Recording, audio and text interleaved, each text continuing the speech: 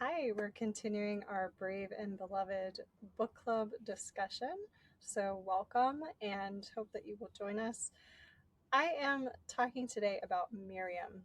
I love Miriam, and there's so much to talk about her that I'd love to share a little bit of additional information and things for discussion beyond what the author discussed. And if you'd like to join us in the book club discussion, take a look below at the links and where you could do that and access a lot of this great discussion and information that's happening. So, in Brave and Beloved, the author, Meredith, um, separates the names of Miriam, Shifra, and Puah, and identifies Shifra and Puah as the midwives. And in some of my research from some, Jewish studies and Jewish thought and reference, they actually identify Shifra as Miriam's mother and Puah as the professional name for Miriam as a midwife. So understanding that as midwives that they had specific trades or practices or skills or expertise in doing midwifery, and therefore they would have names that also corresponded to that. So Miriam's professional name as a midwife was uh, believed to be Puah, and her mother, uh, her name for her as a midwife would have been Shifra. So now this isn't there's a lot of detail in history where some of these conclusions are drawn upon, and I'm not going to speak to that because it isn't necessarily my history, my tradition, but I wanted to illuminate that so it's something that you can continue to research. But also what I stumbled upon with the meanings, the roots of those names and the meanings underneath the names. uh, Shifra meant cleansing the infant, meant to cleanse. And therefore, as a midwife, she did work on kind of cleansing and healing the infant as the child was brought into the world. And Puah meant the root for Puah was to coo.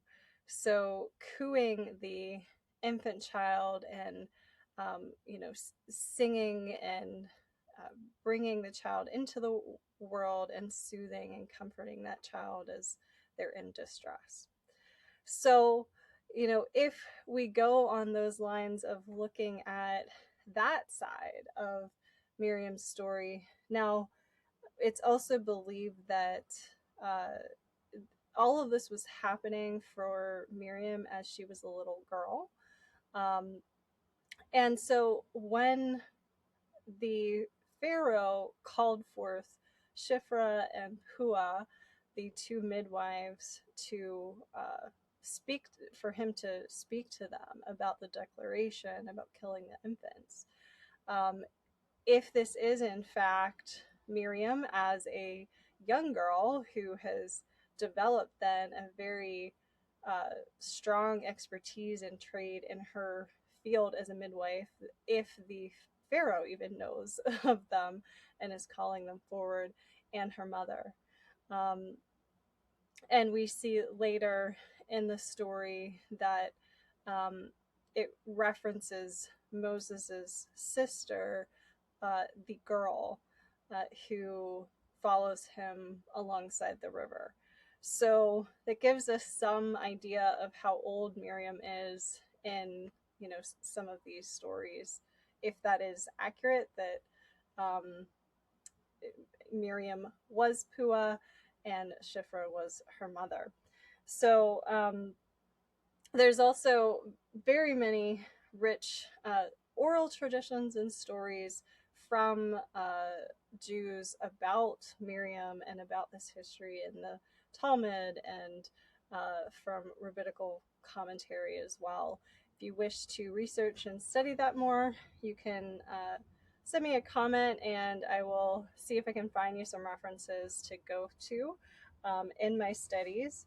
But I also wanted to state that with Miriam, there's so much more that occurs, even in some of the few statements. We kind of see her growing up through the stories and through the scripture, and we see her then after the Red Sea is parted, she is then singing and dancing and leading all of the Hebrews through song and dance after their exodus and God saving them.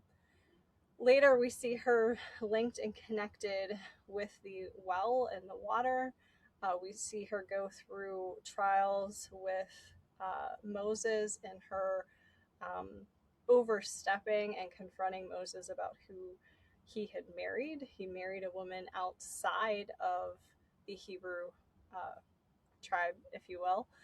And Miriam spoke out about that. And, God was actually going to strike her dead, and Moses pled for her life. And she ended up getting leprosy for 7 days and had to be removed from, God told her and told Moses that she needed to be removed from the tribe for 7 days, which was also kind of standard practice if someone had leprosy. And then after she was cleared of any signs of leprosy, she could return to the tribe, and then they would move on together in the wilderness. So there's a lot of interesting dynamics that unfold there. The the well is often associated in the water associated with Miriam, and then the drying up of the well once she dies.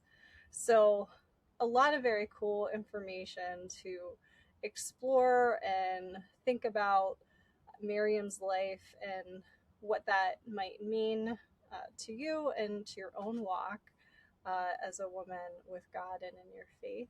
So I'd love to hear more from you about all of those things, and hope that you please comment and continue on this study with me.